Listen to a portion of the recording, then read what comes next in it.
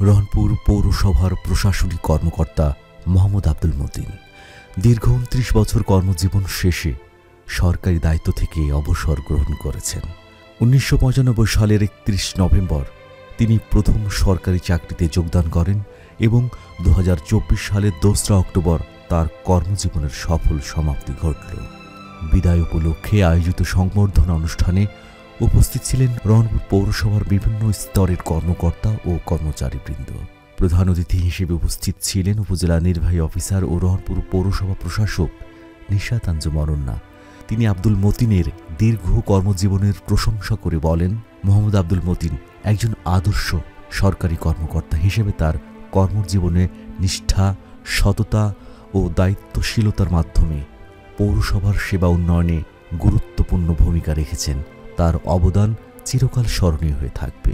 অনুষ্ঠানে আরও বক্তব্য রাখেন মোহাম্মদ নাহিদ হোসেন, সহকারী কমিশনার ভূমি গমস্তাপুর, পৌর নির্বাহী কর্মকর্তা, সরকারি প্রকৌশলী ও অন্যান্য কর্মকর্তারা।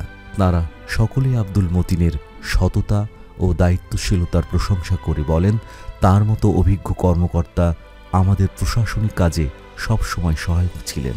আবেগঘন বিদায়ী বক্তব্যে আব্দুল মতিন বলেন, আমি এই দীর্ঘ সময়ে যে ভালোবাসা ও সহযোদ্ধা পেয়েছি তাতে আমি কৃতজ্ঞ। আমার কর্তব্য পালন করতে পেরে গর্বিত এবং আশা করি যারা আমার স্থলাভিষিক্ত হবেন তারা উন্নত সেবা প্রদানে প্রতিশ্রুতিবদ্ধ থাকবেন। অনুষ্ঠানে আব্দুল মতিনের কর্মজীবনের বিশাল উল্লেখযোগ্য মুহূর্তগুলো তুলে ধরা হয় এবং তার সততা ও কঠোর পরিশ্রমের জন্য সবাই শ্রদ্ধা নিবেদন করেন।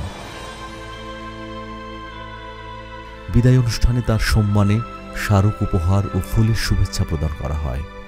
অনুষ্ঠানের শেষ পর্যায়ে উপজেলা নির্বাহী অফিসার নিশাত আঞ্জুম অনন্যা এবং অন্যান্য অতিথিরা তাঁর অবসর পরবর্তী জীবনের জন্য শুভকামনা জানান।